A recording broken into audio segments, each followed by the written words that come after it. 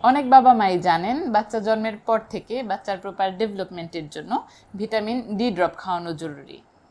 তবে অনেকেই যে ব্যাপারটি জানেন না তা হচ্ছে এই ভিটামিন ডি মাত্রার অতিরিক্ত যদি খাওয়ানো হয় তা বাচ্চার কিডনি বিকল করে দেওয়া সহ আরও অনেক অনেক বড় ক্ষতির কারণ হয়ে দাঁড়াতে পারে।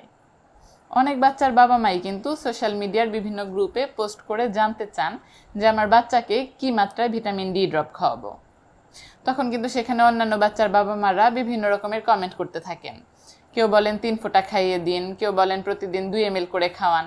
এতে কিন্তু অনেক বড় একটা কনফিউশন তৈরি হওয়ার ঝুঁকি থাকে।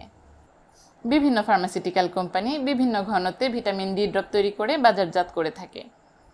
কোনো কোনো কোম্পানির ভিটামিন ডি ড্রপে প্রত্যেক ml মাত্র 200 ইন্টারন্যাশনাল ইউনিট ভিটামিন ডি পাওয়া যায়। আবার কোনো কোনো কোম্পানির ঔষধে প্রত্যেক ml 2000 ইন্টারন্যাশনাল ইউনিট পর্যন্ত ভিটামিন ডি পাওয়া যেতে পারে।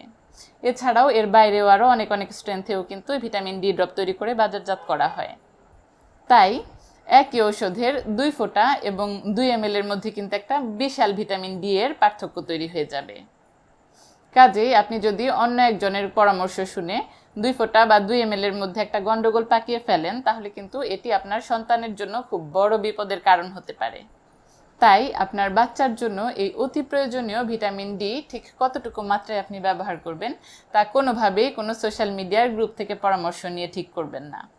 অবশ্যই একজন রেজিস্টার্ড চিকিৎসকের পরামর্শ নেবেন, কেননা আপনার সোনামণির জন্য স্পেসিফিক কন্ডিশনে ঠিক স্পেসিফিক্যালি কতটুকু মাত্রা প্রয়োজন তা কেবল একজন রেজিস্টার্ড চিকিৎসকই বলতে পারবেন।